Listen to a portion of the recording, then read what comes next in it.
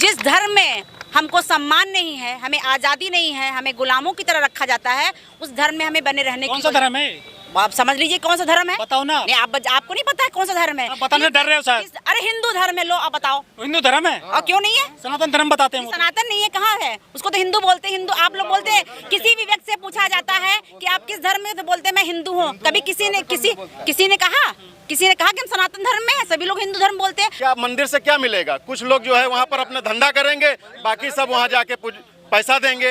वो ऐसा एटीएम है जहाँ पर हमारा समाज जो बहुसंख्यक समाज है वो पैसा देता है, और तिजोरी वो खोलता ताला कौन है? ब्राह्मण खोलता है। तो हमारे लोग तो मूर्ख बन रहे हैं, उससे हमारे कोई रोजगार वहाँ तो मिलना नहीं है। रोजगार बनिया को मिलेगा, ब्राह्मण बैठेगा और छतरी लठ लेकर के जो है वसूली करेगा। तो ये उनका धंधा है, इसको समझ लीजिए। वो धर्म नहीं, एक धंधा है, और जिसमें हमारा समाज भी पढ़ा लिखा भी बहुत अंधा है।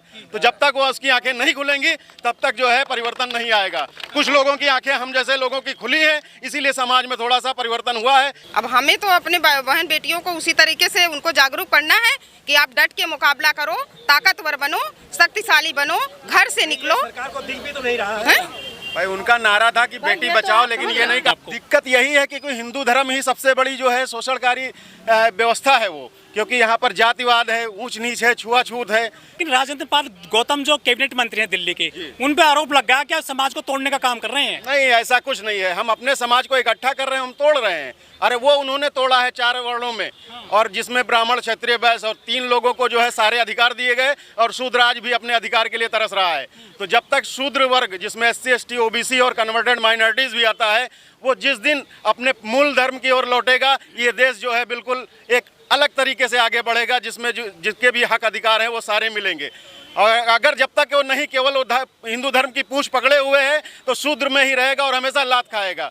जबकि उनको लात पड़ती है मंदिरों में। बिल्कुल, मैं तो कहता हूँ ऐसे लोगों को जो लात पड़ती है उनका हम सपोर्ट ना करके उनको और लतियाया जाए, क्योंकि उनको समझ ही नहीं आ रही है कि हमारे महापुरुषों ने कैसा आंदोलन चलाया, कैसा लोगों को मानवतावादी पाठ पढ़ाया, लेकिन उनकी समझ में नहीं आया। क्योंकि हजारों साल की ये व्यवस्था जो बिगड़ी हुई है उसको सुधारने में समय लगेगा। हम लोग भी कभी मंदिर के लिए जाते थे, लेकिन जब हमारी भी बुद्धि जागृत हुई। जाते थे? जी हाँ, बिल्कुल जाते थे। छोड़ा मंदिर आपने? अरे हम तो मान के चलिए 10-20 साल तो हो ही गए होंगे छोड़े हुए। और वो भी हम हालांकि मंदिर जरूर जाते थे, लेकिन हमारा हमेशा ये सवाल रहता था, मैं इस मूर्ति से क्या मांगूं? संविधान में सबको अधिकार है, कहीं भी जाए, कहीं भी आए, किसी धर्म को अपनाए। बिल्कुल अधिकार है। मंदिर दिक्कत क्या है हिंदू धर्म? मंदिर के लिए तो बाबा साहब ने भी लड़ाई लड़ी थी, लेकिन इसलिए नहीं लड़ी थी। उन्होंने कहा था कि हम मनुष्य हैं और हमारा अधिकार है कि हम सार्वजनिक जगह पर कहीं भी जा सकते हैं। इस पर किसी का जो है ठप्पा नहीं लगा है। लेकिन हिंदू धर्म जो है व्यवस्था ऐसी है, वर्णवादी व्यवस्था, जो हमेशा अछूतों से, शूद्रों से नफरत करती है।